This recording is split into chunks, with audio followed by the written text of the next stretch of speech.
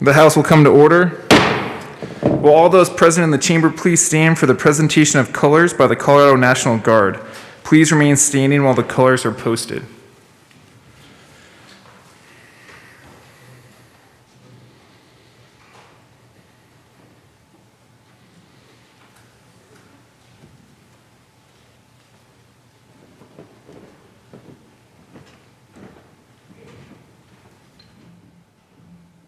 Color guard. Oh. About face. Ready? Step. Present. Arms.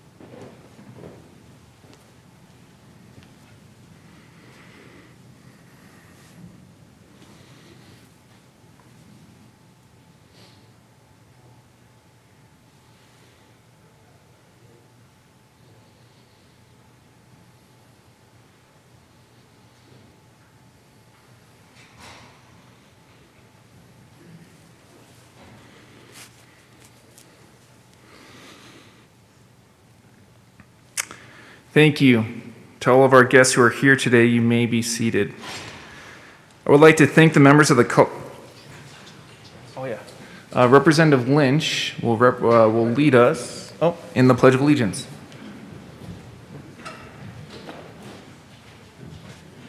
Fellow representatives, join me in pledge allegiance to the best flag in human history.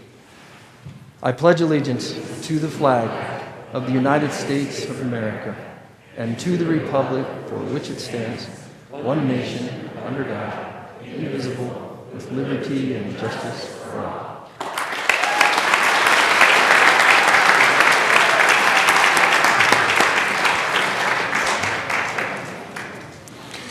All right. Now, please be seated.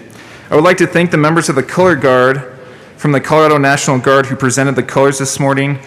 To Jamie Bermudez, Dylan Bloxson, Michael Landers, and Mitchell Landers, thank you very much for your service.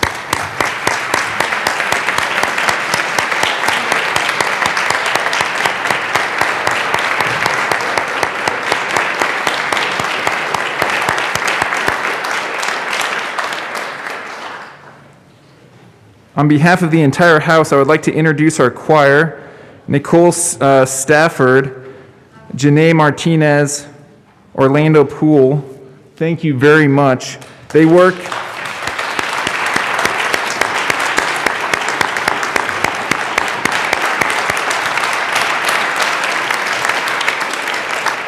We may want to give them one more round of applause. They work as healthcare providers at Denver Health. Thank you.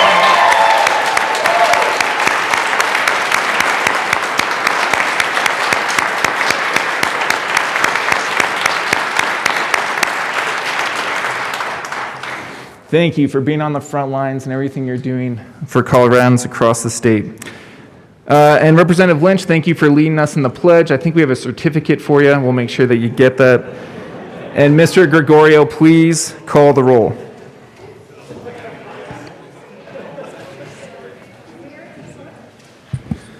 Representatives Amabile, Arndt, Bacon, Baisley,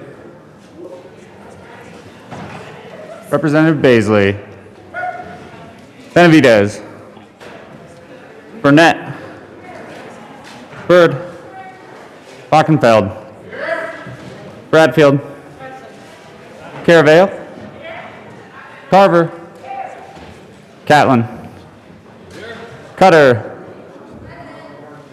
Doherty, Duran, Escar, Exum, Brolick, Geithner, Gonzalez Gutierrez, Gray, Hanks, Herod, Holtorf, Hooten, Here. Jackson,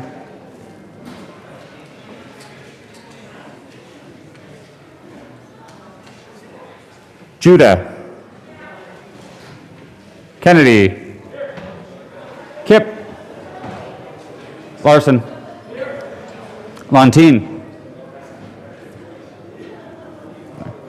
Luck, Jackson here. Sorry. Lynch, McCluskey, McCormick, McKean, McLaughlin, Present. Michelson Janae, Mulca, Neville, Ortiz, Pelton, Pico, Ransom, Rich, Ricks, Roberts, Sandridge, Sirota, Snyder, Soper, Sullivan, Chipper, Chitone, Valdez A, Valdez D, Van Bever, Van Winkle, Weissman, Will, Williams, Woodrow, Woog, Young, and Mr. Speaker.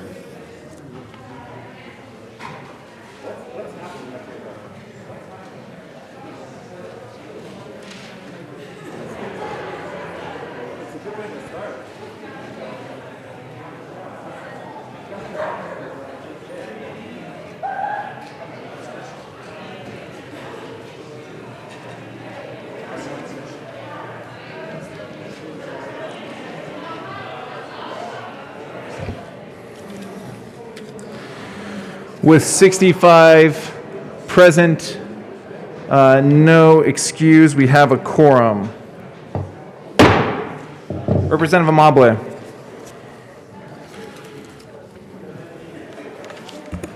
Thank you, Mr. Speaker. It is an incredible honor to serve with all of you. Honored to serve with you too, Representative Mobley. I move that the Journal of Friday, January 15th, 2021 be approved as corrected by the chief clerk. You have heard the motion. All those in favor say aye. Aye. All those opposed, no. That was pretty good for the first day. The ayes have it, the motion is adopted. Okay, members, we have a little bit of housekeeping work to do before we get to speeches. So with that, I think we're going to save announcements and introductions till the end, if that's okay, Representative Valdez. Representative Esgar, introduction of resolution. HJR 21-10003 by Representative Escar, also Senator Fenberg, concerning a joint session of the House of Representatives and the Senate for the purpose of hearing a message from His Excellency Governor Jared Polis and appointing a committee to escort the governor. Madam Majority Leader.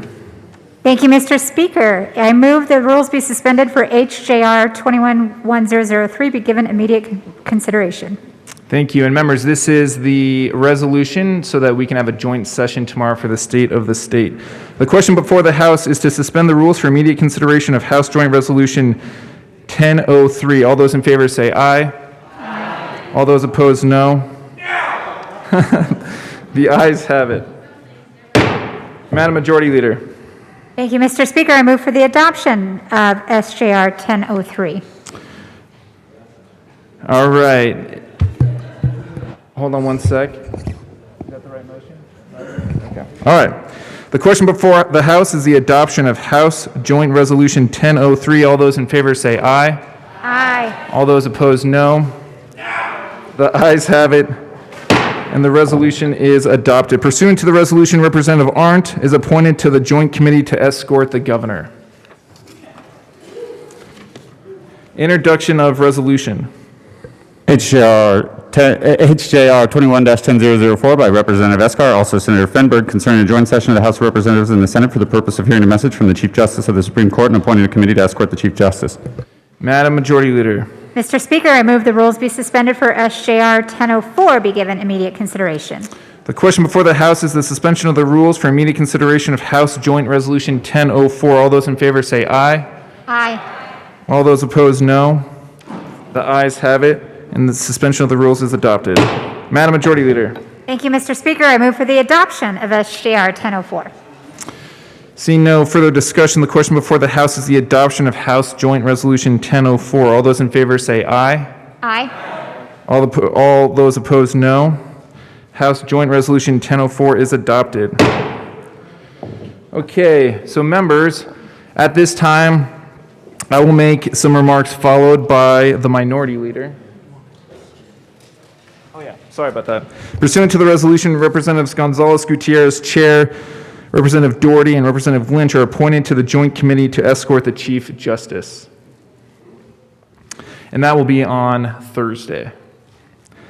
Okay, members, at this time, I will make some remarks followed by the Minority Leader.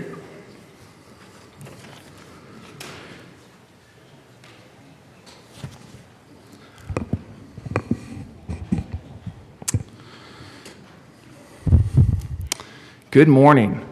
It's great to see everybody. Welcome to our state capitol, to all of our visitors. It is my pleasure to welcome all of you here to the chamber for the grand opening of the 73rd General Assembly. I want to thank my beautiful wife, Emily Garnett, who is with us, and both my parents, Brenda and Stan Garnett.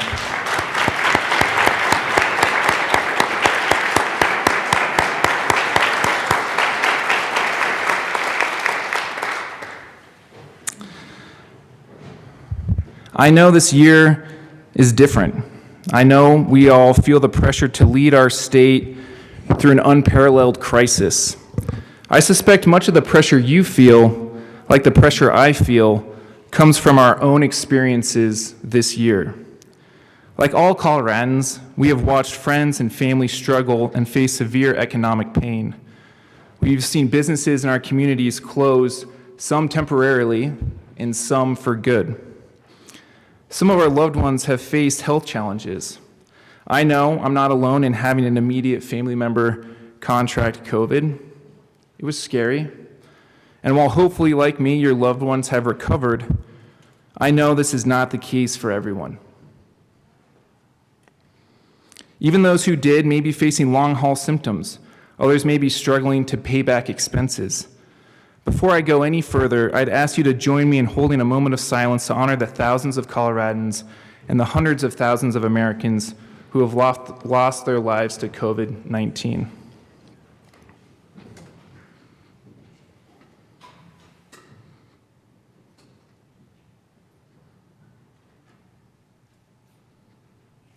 Thank you.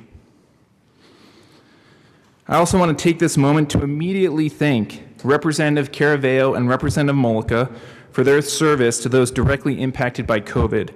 You all put yourselves directly on the front lines, and in a building full of ambition, looking at all of you guys, we are all grateful for your willingness to put others ahead of yourselves in a real life-risking way. Thank you very much.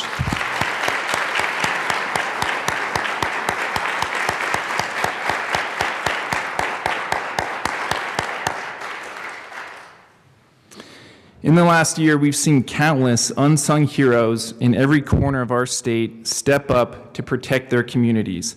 Every nurse, administrator, doctor, or healthcare hero in Colorado deserves every ounce of gratitude, admiration, and respect.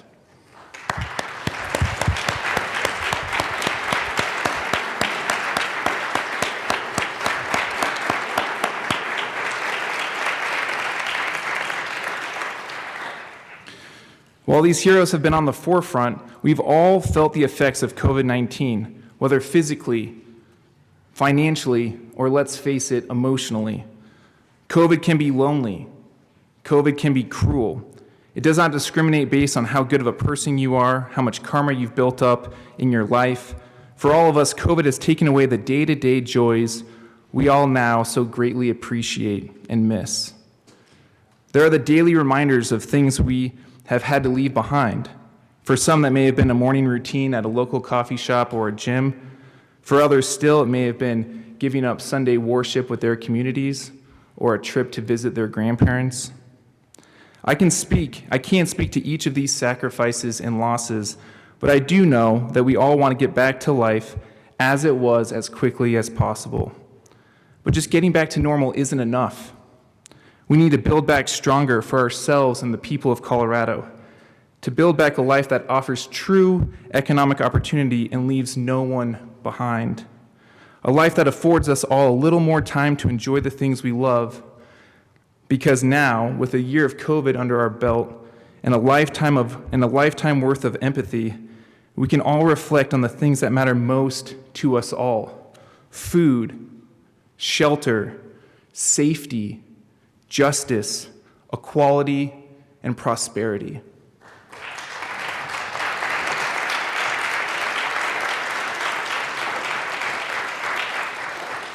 Each of us, collectively, has an opportunity to be part of something meaningful here, of creating a new status quo where these values are a reality, but we won't get far if we go at it alone. If we fixate on the differences between us instead of focusing on all the things that bring us together. Let me say off the bat, I'm so inspired and excited to work with each of you. I truly believe each of us has a unique role to play this session, because as much as today's speech is a reflection of the priorities I see for our body, it's also an invitation to each of you to shape those priorities, to be part of those discussions, and help build back a stronger Colorado together.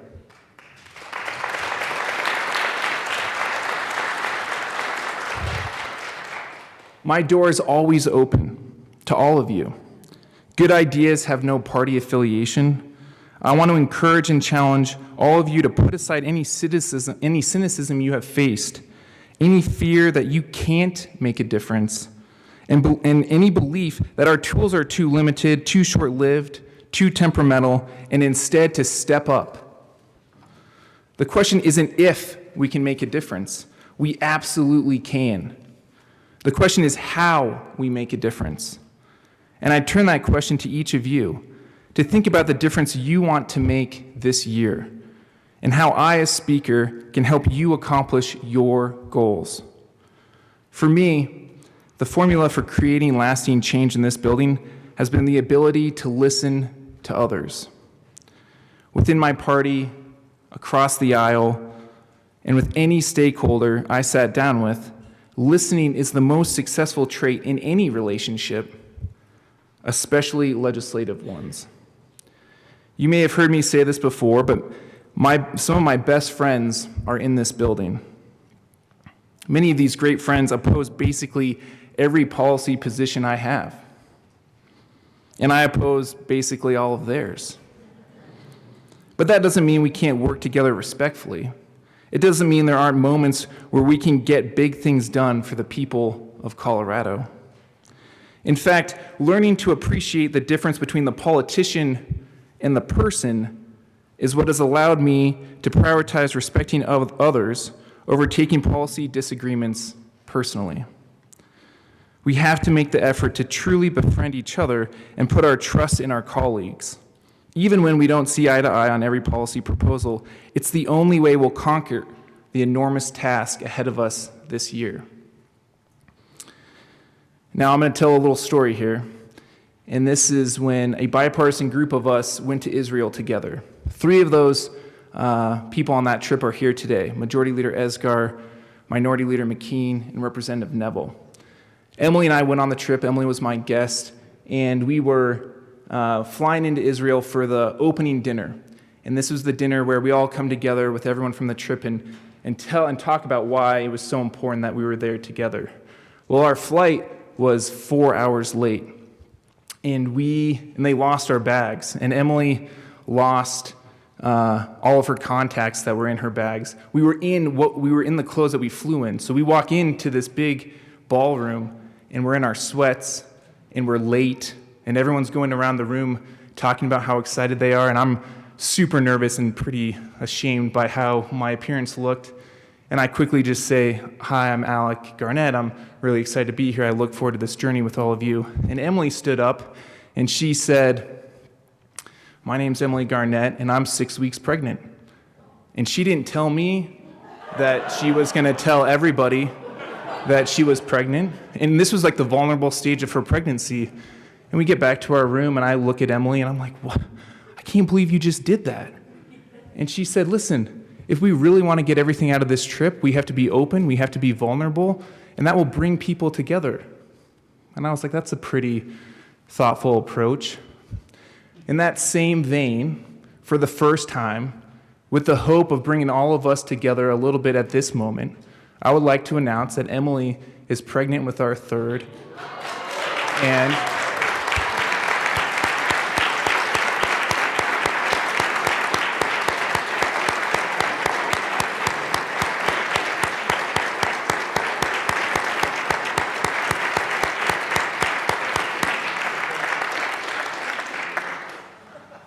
thank you guys all very much. She did know I was going to do that, so. All right, so we'll get back to it, but I thought that was an important moment, and thank you, Emily, for all of your love and support. My central point, other than being a proud father, is that we can find ways to build lifelong relationships with people in this building. Don't be afraid to bring them in, to trust, to listen. Coloradans expect it as they should. This session, our top priority will be to see our state out of the public health crisis and to work to usher in a swift economic recovery for Colorado's hardworking families and small businesses.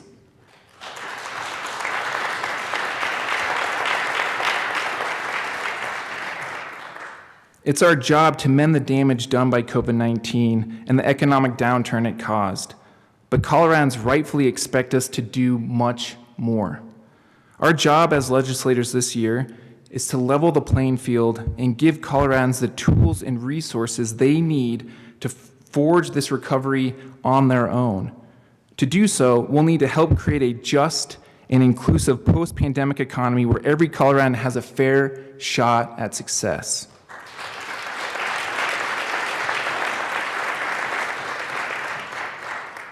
In order to ensure that we guide Colorado towards an economic recovery that is swift, precise, and equitable, we need to have a detailed understanding of the problem facing our state.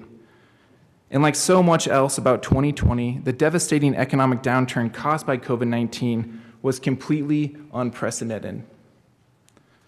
The impacts of this downturn have had disparate effects on individual business sectors and communities. Whereas industries like hospitality and retail were forced to conduct massive layoffs and continue to see their profit margins shrink, other sectors have bounced back much faster. And some even saw their businesses grow as COVID-19 changed the way consumers behave. The recession was different at an individual level too. While many were able to continue their work from home, unprecedented numbers of Coloradans lost their jobs and are still unemployed. Communities of color and low-wage workers have been disproportionately impacted by the health effects as well as the economic effects of this pandemic. People living in multi-generational households, many of whom are Black and Latinx, have had to face the impossible choice between keeping their jobs to help support their families or giving them up because of the health risk. Rural areas and urban centers were not affected the same way. The Eastern Plains and the Western Slope were not affected the same way. Fort Collins and Pueblo were not affected the same way. And it's our job to make right by every one of these communities. Let's get to work.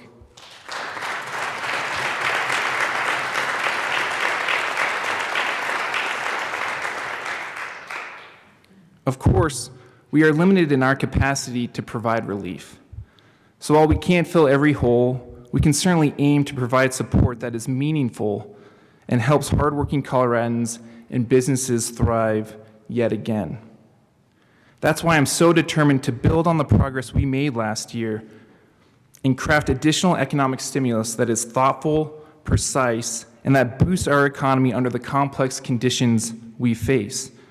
I've reached out to all of you, Republicans and Democrats alike, and asked for your input on how we can best help our state build back stronger by investing in job creation, small business assistance, housing, rural economic development, childcare, and any other areas where equitable relief is badly needed. Thank you for the thought you put into these proposals. Now it's time to turn common sense ideas into real, tangible change for hardworking families across the state. Today, I call on each and every one of us to again put our differences aside and get economic stimulus to the finish line and out to Coloradans as soon as we can.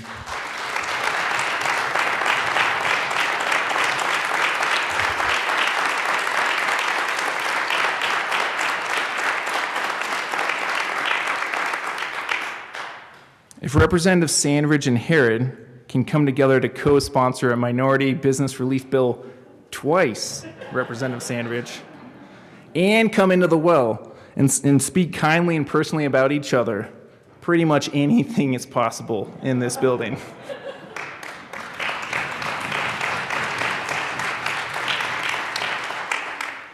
It feels almost impossible to think back so far in time. But let's remember that before the pandemic, Colorado's economy was thriving.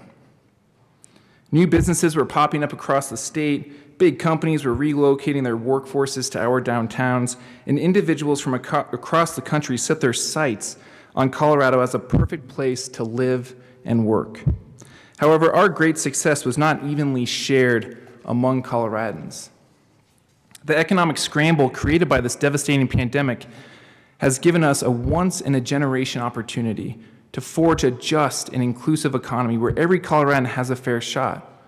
But it's up to us to harness the opportunity and make this equitable economy a reality for all.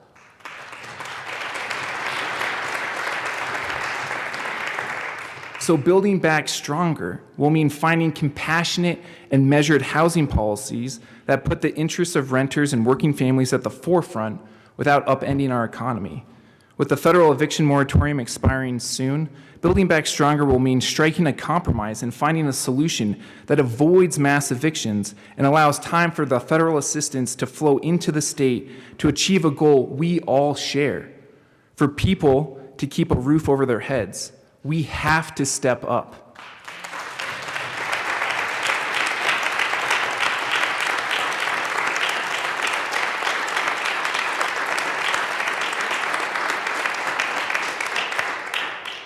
To all the parents out there, to all the educators out there, thank you.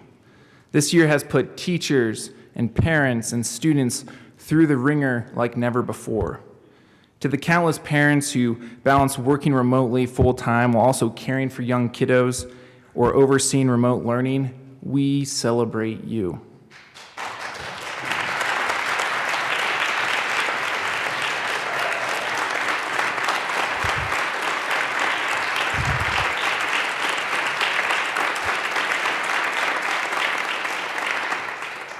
I have a 5-year-old and a 2-year-old at home, and this year has me thinking that it's probably easier to run a state legislature than it is to run a child care center, although I bet there are quite a few similarities.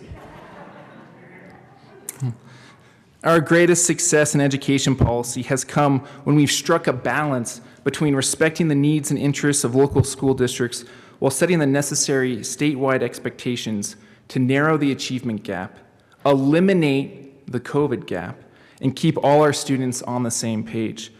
This year, let's listen to our teachers and commit together to restoring the cuts from last year's budget, which will take a sizable bite out of the budget stabilization factor.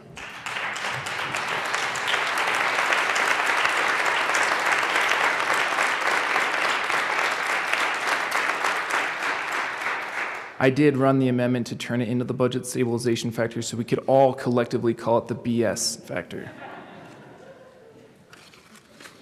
And while we're on the topic of education, it's time we supported the next generation of Coloradans by making needed investments in higher education. We need to grow our talented workforce by training Coloradans for the jobs of the future instead of importing talent from other states. We need to step up and ensure the colleges and universities who serve our Latinx, Native American, and Black students are equitably funded. It's long overdue.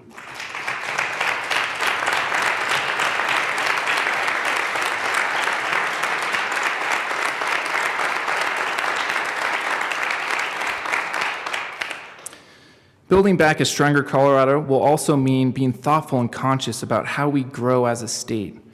We need to make sure our infrastructure is ready to handle the growing crowds trying to make it to work on the weekdays and the mountains on the weekends. That's why I'm committed to making this the year that we strike a meaningful deal on transportation and make the bold investment that is needed to future-proof Colorado's transportation future. I'm not the first speaker in recent memory to stand here and say, this will be the year we get transportation done. But with your help and work, I'm determined to be the last, at least for a little while.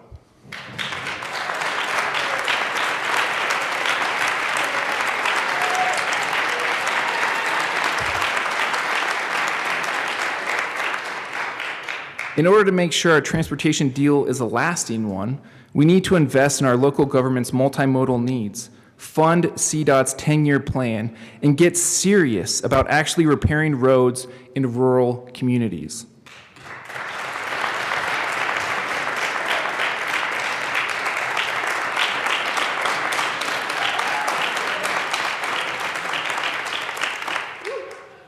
At the same time, we'll ensure that the electrification infrastructure is in place for the market-based shift, quickly moving us towards electric vehicles. We literally have no time to waste.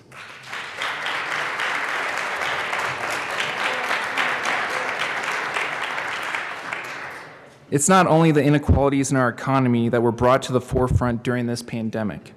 COVID-19 has also highlighted and heightened the massive disparities created by our healthcare system. Our complex healthcare system creates corporations that win and patients that lose. While we have some of the finest physicians and hospitals in the world here in Colorado, Far too many families are prevented from accessing this care because of the cost, even when it could save their lives. No parent should have to think about the balance of her bank account before taking her desperately sick child to the emergency room. No small business should face double-digit small group increases year after year. And no one should put their health at risk by rationing prescription drugs because of the cost. The status quo is not working.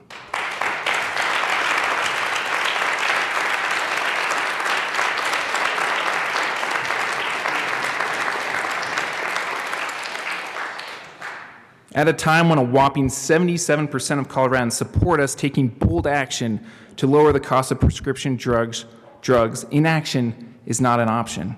That's why this year we'll make drug affordability a top priority, and we'll work to improve our healthcare system and make quality healthcare accessible and affordable for all.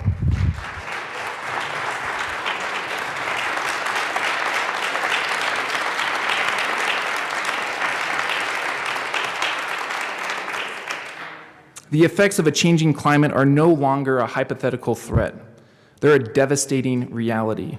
Last year's fire season consumed more than 625,000 acres of land, destroyed countless homes, threatened our rural communities, and cost the taxpayers upwards of $200 million in fire suppression. This year, we must prioritize funding for wildfire mitigation and prevention and continue our creative bipartisan work on this issue. The cost of inaction on climate change is far greater than the cost of facing the problem head-on and making lasting change.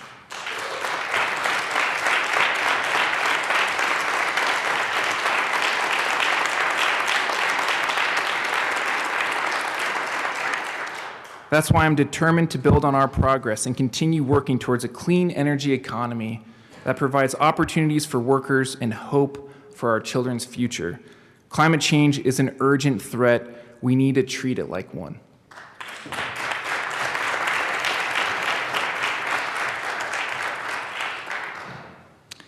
And while we're fighting the growing threat of climate change, let's make a commitment to look after those who protect us against all other threats, our service members and veterans.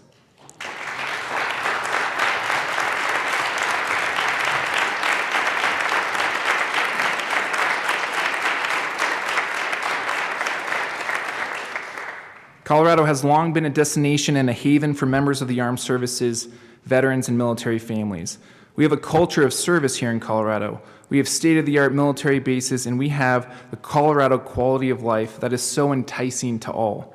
I'm determined to keep Colorado a great place for service members and veterans to live, and to make sure that we look after those who have sacrificed and risked their all to look after us.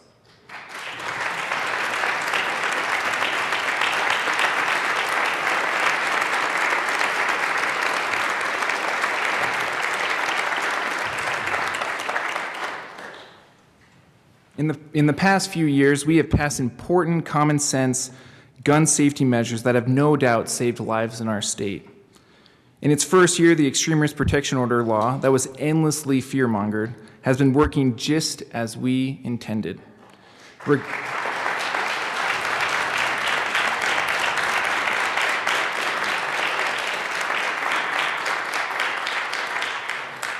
Reports show that a majority of the protection orders were filed by law enforcement, the groundless claims were rejected, and that countless Colorado lives were saved because of it. But the epidemic of gun violence persists, so our work must go on. This year, we'll continue our efforts to promote responsible gun ownership and prevent tragedies and atrocities before they happen in the first place. Let's get to work.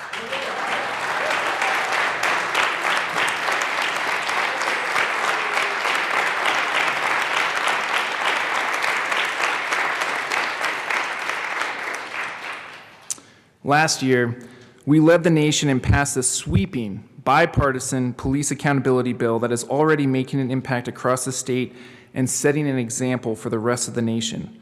I'm committed to monitoring the progress of this new law and filling gaps where needed. Building back stronger means advancing justice in our communities through reforms that will ensure integrity and fairness in our criminal justice system, increase opportunity in Black and brown communities, and save lives. I'm proud to say Black Lives Matter, but it has to be more than a slogan. It must be a policy priority.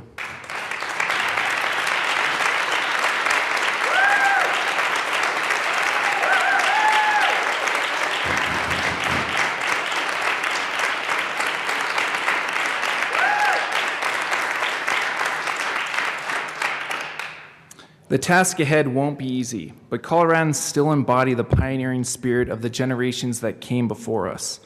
My family were miners and farmers that moved to Colorado after the Civil War.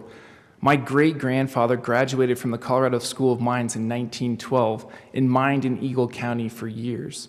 The other side of my family were farmers in Brush, Colorado. My great-uncle used to tell stories about why Coloradans on the Eastern Plains had front yards. He used to say it wasn't to have green grass or to keep up with the Joneses. It was to make sure there weren't rattlesnakes within striking distance of the children. My family, like all of your families, were tough, resilient, never backed down from a challenge, and loved Colorado more than any other place in the Union. The challenges Colorado faces today are daunting. There's no denying that. In fact, this may be the most consequential year for this General Assembly in recent memory. But as I look out onto this body and at each of you here today, I'm confident that we're the right bunch to tackle these challenges. This body is diverse in our backgrounds, our characters, our experiences, and our visions for the future of this state. I've always believed that our strength comes from this diversity. To overcome the great obstacles we face, we'll need the perspectives and experience of rural cattle ranchers like Representative Holtorf, alongside urban entrepreneurs like Representative Alex Valdez. We'll need the grit and tenacity of the pride of Pueblo, Danae Esgar, just like we'll need the soft-spoken Quaker wisdom of Loveland's own Hugh McKean. And this year, we're lucky enough to have in our midst certain backgrounds and perspectives that are gracing the Golden Dome for the very first time. Here with us today is Representative Aman Judah, the first Muslim lawmaker in Colorado.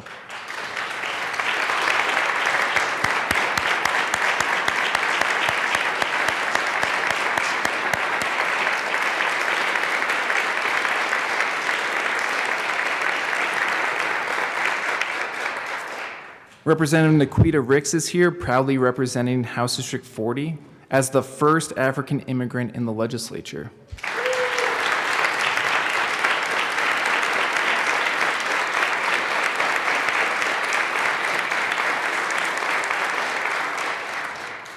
And of course, Representative David Ortiz, a proud veteran and the first lawmaker in a wheelchair, has already brought change to this legislature just with his very presence and representation. Thank you, Representative Ortiz.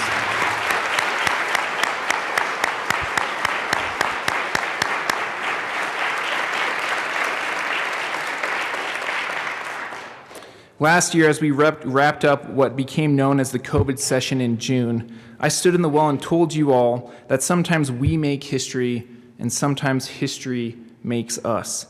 We did what we could last year, but history made us. Today, we have a greater understanding of this virus and how to handle it. Coloradans are being vaccinated as we speak, and the end of this pandemic is finally in sight. Now it's our turn. We have a chance to make history by guiding Colorado towards a more prosperous, more just, and more equitable future. Some of our communities may feel battered today, but we are far, far from broken. Colorado is a state of upstarts and underdogs, of fearless fighters and success stories. In this state, we climb soaring mountains, tame harsh winters, and turn arid lands into fields of plenty. The uphill recovery and the many daunting tasks before us may be mighty, but if we keep our hands steady on the tiller, they are no match for us. With urgency and resolve, let's recommit ourselves to doing the people's work. Let's get to work.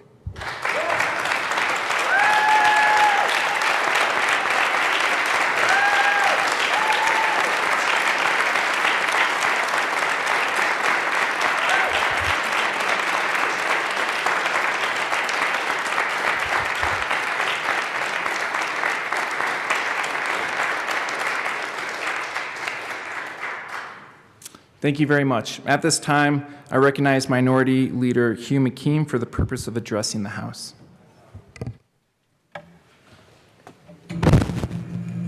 Thank you very much, Mr. Speaker. It is an honor to serve with you. It's an honor to serve with you, Minority Leader.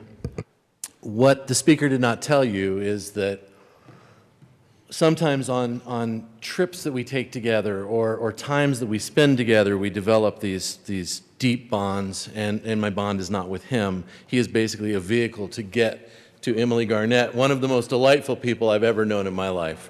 Welcome, Emily. And congratulations.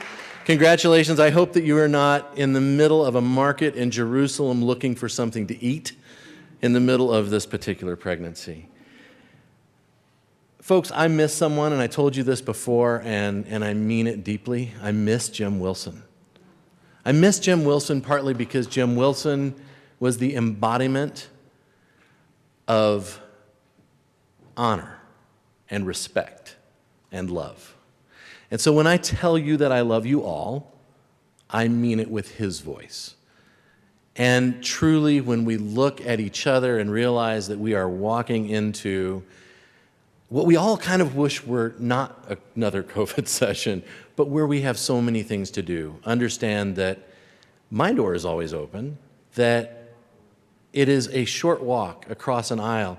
How many people in here know why we have the rule of walking down the middle of this aisle? It is so that no one can get between us, so that no one can be an impediment to the work that we must do together. So with that, welcome to the 73rd General Assembly, the 146th year that we have come together to do the work of the state of Colorado. It's a big thing, and I told you this before, swearing the oath of office to uphold the Constitution of the United States and the Constitution of the state of Colorado. We each represent about 80,000 people. And I say all their hopes and dreams, but really just the ones we can control. And hopefully we never represent all their hopes and dreams. We hope that government is never that big, that everything is embodied in us. You sit at the same desks as the legislators in 1901. This chandelier casts the same light over your work. And when we look out onto the Front Range of Colorado, it seems unchanged from over 100 years ago.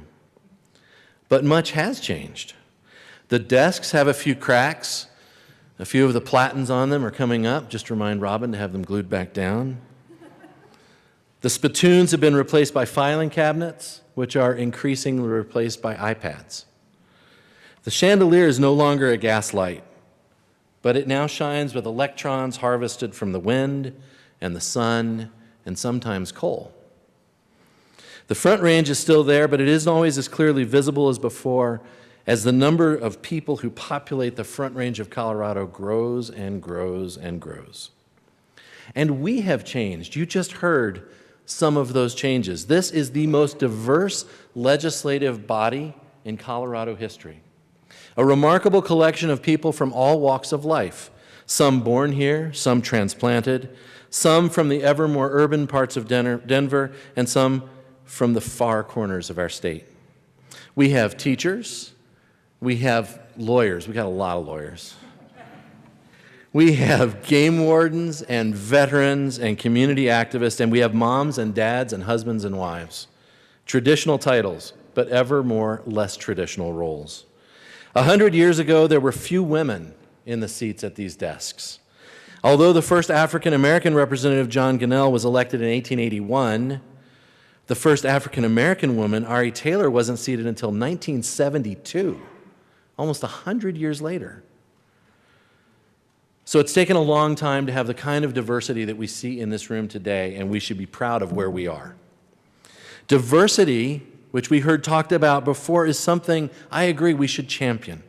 It's the broadening of our perspective and our work, and it's something that we should celebrate and embrace as an opportunity to learn more.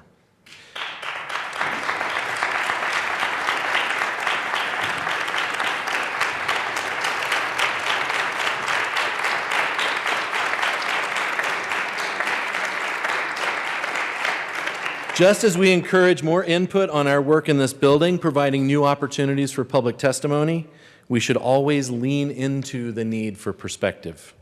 Lean into, I love that saying. That is a Senator Lundin saying, and I just love it. Perspective as a goal means that all of our voices are important. All of us have been chosen by our constituents to be their voice in this chamber.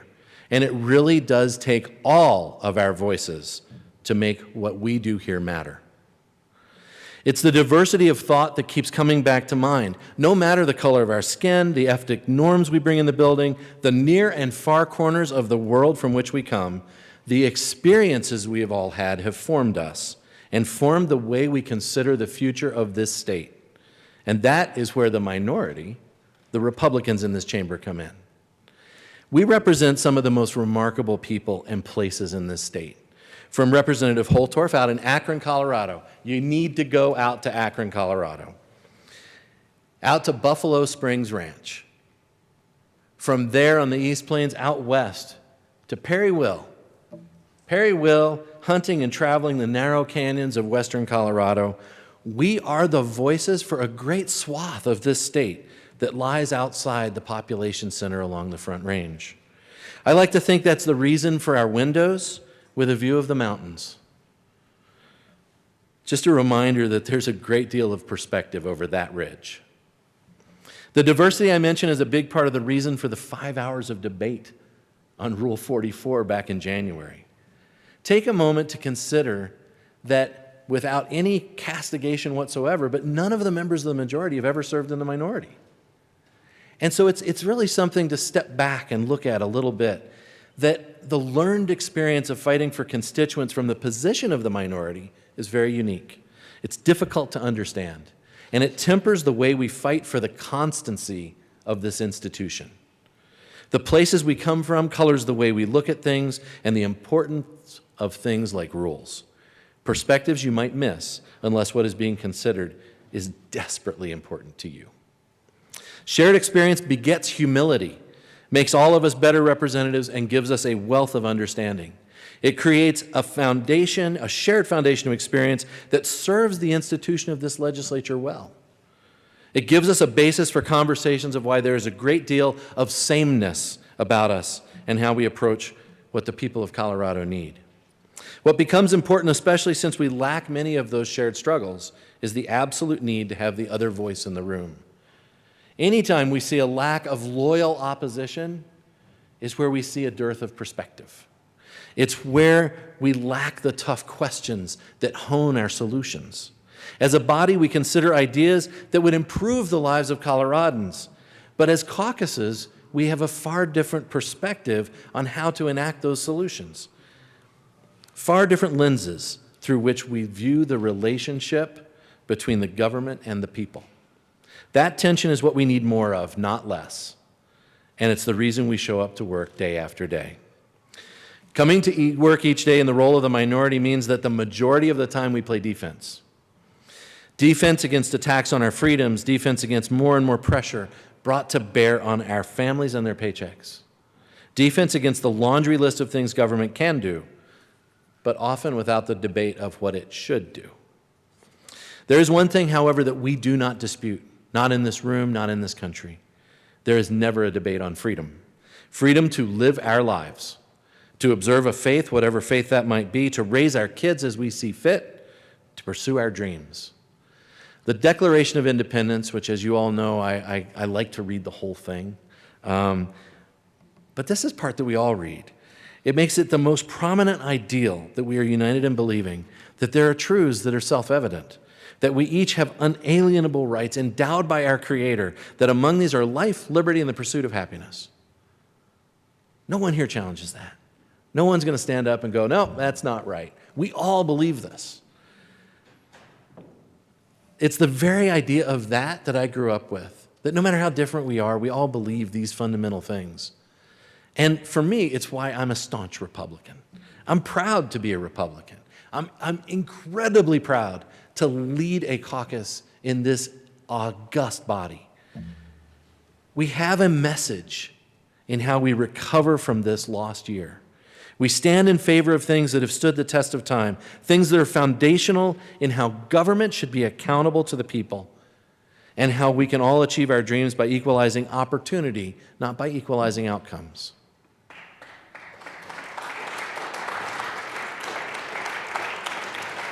We believe that government is instituted to protect the rights of the individual, unique to this American experiment. It's the role of government not to demand more from its citizens, but rather to protect their ability to succeed and live without the tyranny of an unassailable ruling class. We believe that government is best when it is as small as possible, and that its best work is done when it does the things we cannot do individually. I don't know if anybody in here has ever met Steve Johnson. He occupied one of the chairs in this room for years. And then he became a county commissioner in Larimer County, where I really got to know him. Steve Johnson often says really smart things. Sometimes I write those things down. He says that government should never do what you can find in the yellow pages. And then I realized that today you can't even find yellow pages, which, by the way, were printed in Loveland, Colorado, just so that we know this. We believe that because government must survive on the success of others through taxation, it should be as transparent and accountable as possible. I don't think there's a person in this room that disagrees with that. We believe that government should respect the framework that makes most of the things we see and hear and touch and taste possible. The engine that drives our world, free enterprise.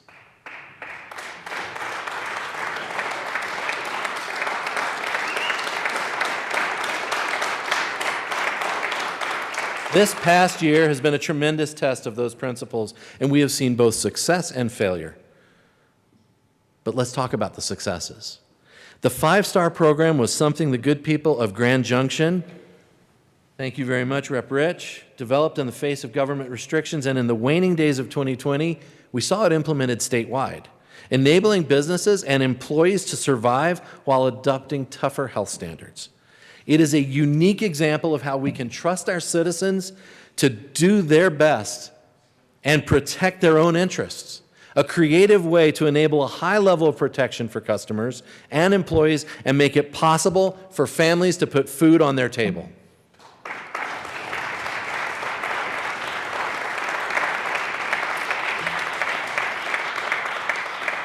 As the COVID vaccine arrived and was distributed, there were inevitable problems. Issues with supplying the demand across the state. Local health departments reached out, and we worked with the governor to get the vaccines that were ordered where they needed to go, keeping the solution close to the source of the issue and working together for the good of our state.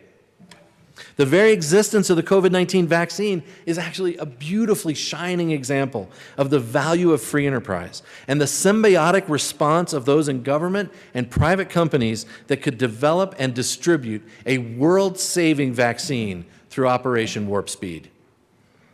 We hope to put COVID in our rearview mirror soon, and in so doing, we are focused on the road ahead for our state. Folks, concrete and asphalt is a big part of that conversation. The lane miles and capacity that this state needs are a vital part of how we grow out of the COVID downturn. As many of us could testify, the weeks of March and April quarantine last year reminded us of how we want to be able to travel around our cities and across our state. I don't know how many of you guys got on I-25 and you're like, I am the only person here. The years of congestion and dangerous road conditions have brought us all to the table, and there is energy in the room to get something done. We stand for a solution to this problem. We stand for the tremendous importance we place on the safety of our Colorado motorists and their ability to get to work and to play without putting their lives at risk. We stand for the expansion of commerce that more road capacity will create, and we stand for our voters. We must undertake the solution to our concrete and asphalt problems with the voters in mind. Voters that just 105 days ago told us they want a voice in the fees that are imposed on them.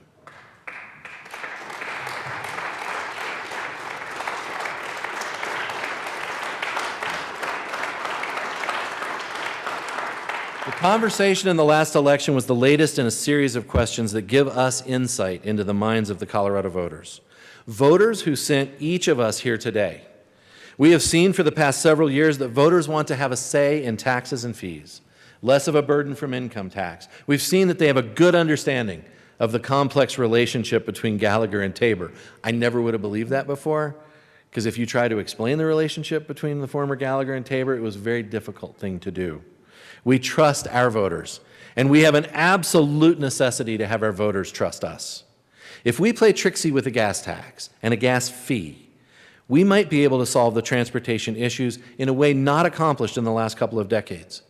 But we might fail in the most important job we all have, to live up to the trust voters have placed in us. It's the devil in the details that gives us pause. And it's the reality of what we need that makes our voices rise with caution. Trust the voters of Colorado.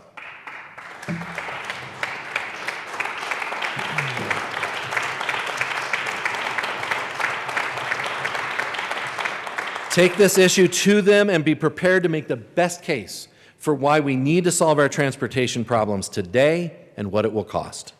Draw out for them the 10-year plan and show them along the way how we are doing what we said we were going to do. It's the only way to rebuild the trust of the people who have been so failed by a congested and dangerous transportation system. Trust is perhaps the most important commodity that we have. Trust that we make decisions in this building that are good for all of Colorado. The past few years have seen an enormous amount of change for the state, and many of those changes are far different for the urban centers along the Front Range than for the rural parts of Colorado. We have seen changes in the regulation of one of our largest industries, affecting Weld County and Garfield County especially. The type of changes in oil and gas permitting and regulation are driving a $30 billion industry out of our state and creating brand new issues, not seen before in an energy-rich Colorado. Just 2 nights ago, many of us in northern Colorado received a disturbing and alarming message. It was a request to curtail energy usage between the hours of 4 and 10 p.m. because the extreme cold was pitting a high demand for electricity against low production after several days when the sun couldn't break through the clouds and there was little wind.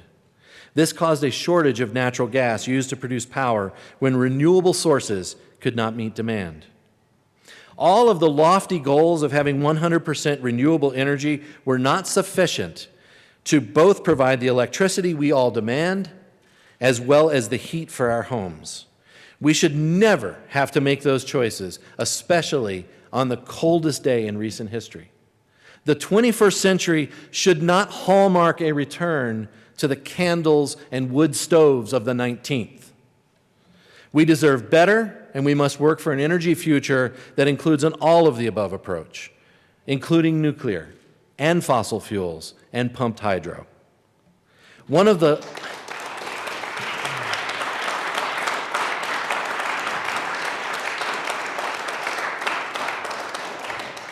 the less obvious lessons of this past year has not only been that the virus affects our communities differently, both the higher incidence in minority communities in our metro area as well as the negligible number of cases in rural Colorado, but that the needs of these communities is far different as well. What works in 5 Points is not necessarily what works in Wiggins. What folks in Boulder are ready and willing to do isn't always the same as practical in Montrose. Treating the state with a set of solutions that work for Front Range Colorado is increasingly seen as a war on our rural areas. We must do better and listen and engage with communities that are not like our own and incorporate their ideas into the solutions we prescribe. From mask mandates to animal rights to availability of fuel for agriculture, we have to listen to what folks say and be willing to modify what we do in order to accommodate the needs of each community. It takes work, consistent effort, and it's not an easy or comfortable task. When we talk about perspective and diversity and getting all the voices in the room, it should be uncomfortable. It should be something that we say, I don't understand that, and so I need to understand it better. We stand for rural Colorado. In fact, I think that maybe the R in Republican stands for real and rural. We will put the years of social distancing from farmers in the Arkansas Valley up against the folks in Fort Collins any day. We are all frequently asked what we're going to do, what bills we're going to propose, what initiatives we will support, and I think we have pretty standard answers. We are going to do what we think is best for our state. Colorado deserves the very best ideas, the very best practices, and the ethic of doing what it takes for everyone to succeed. We come from different regions, different communities, different backgrounds, but we have so much in common that we can together overcome all the differences in the world. We simply need to listen and seek to understand before we act, to walk as much of a mile in another person's shoes as we can, and be reminded that the connection we all share is that we are just people. We wake up every morning. Sadly, I heard a reference to this morning already. Some of us put on pants before we do our first Zoom calls. And no matter what, we set out to serve the people of this state. We are all here for a reason, with perspectives that help guide our steps, and our state would be so much poorer if we weren't all here, or if our words fell on empty chairs. We stand ready to tackle the big problems of our state, to partner with all of you in service to the state of Colorado. We might not always agree. In fact, I'm pretty sure I can guarantee that there will be a few long nights, but there will be debate. There will be what we're here for. But I guarantee we will put our best ideas on the table. We have a lot of things in common, those things that give us that ability to disagree and argue and debate, but do it respectfully. In fact, I'm willing to bet that most of us started this morning at our kitchen table, trying to get a cup of coffee in us before we had to run down here and get started again. That's what the people of our state, even our country, are longing for. The touchstone of our normal lives that means we are not always railing at each other from the most extreme positions, but that we're able to champion the things that we share and that we need, and are able to chart a course that takes into account the swath of our state and country that have lost faith in their government. That's the danger. That the prolonged arguments are never resolved in ways that benefit the families across the state, that benefit equally the families in Fruita or Craig or Walden or Buena Vista. The danger is that people lose hope and just retreat to their corners, and the loudest voices in the room win out. Make no case, I am here to present the case for why it matters that there are Republicans in this room, much as the majority leader would propose why it's so important that there be Democrats. But in the end, the letters by our names are less important than the ideas we have. The people of Colorado just want to know that we actually care about them, and that their voices are heard, and that we are trying the best to make their lives better and give them the opportunities to thrive. We are here, right across the aisle from one another. We are the voices for millions of Coloradans, and we are ready to begin the long path of recovery from the most wretched year ever. Join us.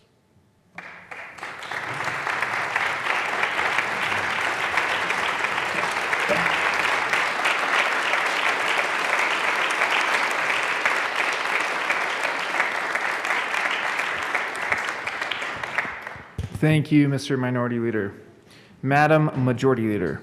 Thank you, Mr. Speaker. I move the remarks of the Speaker, and I guess the Minority Leader, be printed in the Journal. Seeing no objection, the remarks will be printed in the Journal.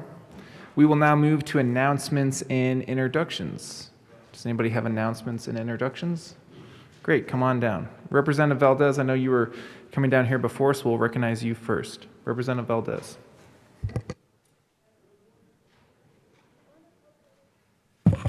Thank you, Mr. Speaker, and thank you, Minority Leader McKean, for that wonderful speech. Mr. Speaker, I rise today for a point of personal privilege. A moment of personal privilege is granted. Thank you, Mr. Speaker, and it's an honor to serve with you. Honor to serve with you too, Representative Valdez. Good morning, members. I first want to give my appreciation to all those in the healthcare sector, the doctors, the nurses, the hospital staff, and those who have been working hard and the day in and day out during this pandemic. Those within the healthcare sector includes the first responders, EMTs, law enforcement, firefighters, and those on the front lines who give up their lives to protect others. My sincere thoughts and prayers go out to the families that have a loved one, who have lost a loved one due to COVID-19. And yes, I too have lost a loved one, my father. He was my best friend. He was a one-of-a-kind individual who was humble, showed passion, empathy, and was a well-respected individual in the community. He worked hard. He installed in me values, my faith.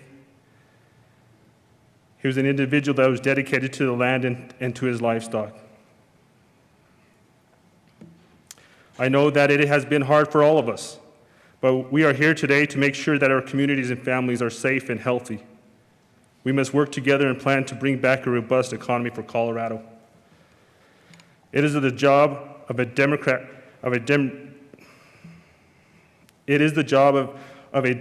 democratically elected body to put forth the health and welfare of the people first.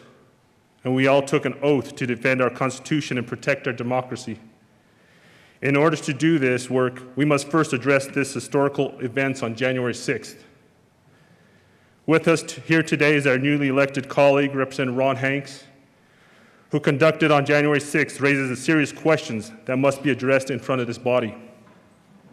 I'm asking that a panel be formed to take testimony in public under oath Hey, that Mr. Representative Hanks' Valdez, behavior- Representative Valdez, the moment of personal privilege, let's keep it, let's not condemn any motives of what happened outside this building. Let's keep it to what's happening inside this chamber. Thank you. Thank you, Mr. Speaker.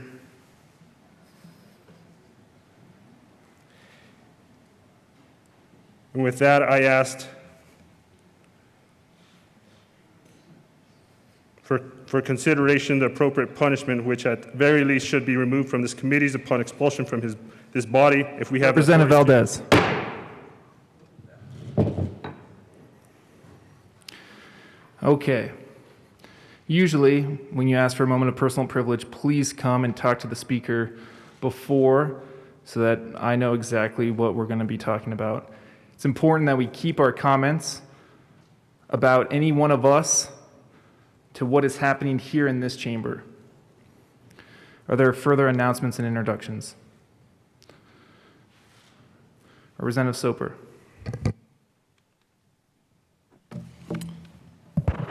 Thank you, Mr. Speaker, and it's an honor to serve with you. Honor to serve with you as well, Representative Soper. Members, in a completely different light, I hope you look to your desk, and all 65 members in this body should have a red envelope. And that's in celebration of the Lunar New Year. My wife is from Taiwan, and there's many thousands of Coloradans who celebrate the Lunar New Year, which was on February 12th, and typically lasts for a week within the Asian cultures. Inside, you'll find a peanut snack. If you're allergic to peanuts, don't eat that. And if you have eaten it, please let a medical professional like Dr. Caraveo know. But peanuts in the Asian culture represents vitality, longevity, riches, and honor, something that I hope we can find here in Colorado and continue on into the future. You should also find a gold coin. I was told it might be illegal to have real money on the House floor. So we have chocolate coins instead, which represents, once again, our riches for the new year. The year that we're entering into is the year of the ox. The former year was the year of the rat. What I can tell you is that even though I was born in the year of the rat, I'm really glad this last year is completely over, because this was probably the worst year that I can certainly remember. The pictures on here are completely random for celebration, so I was asked earlier if a ship was better than a firecracker. It's completely arbitrary. The last thing I do want to say, and this is where we will learn a few new phrases together. In Mandarin, Xin Nian Kuai Le means Happy New Year. So just repeat after me. Xin Nian Kuai Le. That means Happy New Year. And then the response to that would be Gong Xi Fa Sai. Very good. Which means congratulations and Happy New Year. Thank you. Thank you, Representative Soper. Representative Weissman. Thank you, Mr. Speaker. And Rep. Soper, really appreciate your sharing parts of your family's experience with us like that. I was just going to make a few announcements for members of the Judiciary Committee and others who might have business before the Judiciary Committee. Obviously, this is a bit of a different session and a different way of starting it. We will not have our usual meetings this week. We will not hear bills this week. If you've looked at the calendar, you don't see it there, and don't expect that we'll do normal bills this week with things just beginning to read over today. It's just not good process. I want members to have time to read the bills, and I want stakeholders to have time to read the bills. That said, please note that we do have a joint Judiciary Committee meeting Thursday afternoon with our Senate colleagues for the purpose of a statutorily required oversight hearing. We will also get a prison population update, which is relevant to our later business at that time. Please reserve several hours for that. Please also expect that we will jump into bills next week in the usual way. If you have a bill that reads across today and later this week and it is assigned to Judiciary, I will come and seek you out shortly for the purposes of scheduling. So thank you. Representative Michelson-Jeannet.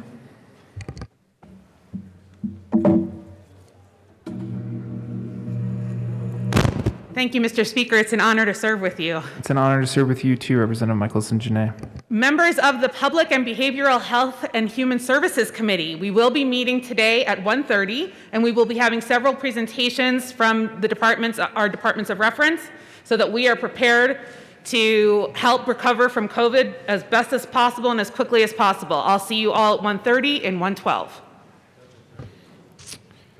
Further announcements and introductions. Madam Majority Leader.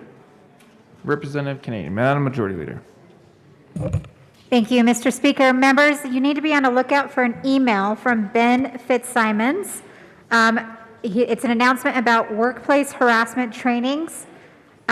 We're asking everyone to sign up for one, and I believe the first one could possibly be 8 a.m. tomorrow. So take a look at your emails today. There's more information in there. And so this is the plan for the rest of the day. We will recess for a bit until later today when we'll read the first group of bills. You don't need to be present for that, so you are free to go. We will convene tomorrow at 9 a.m.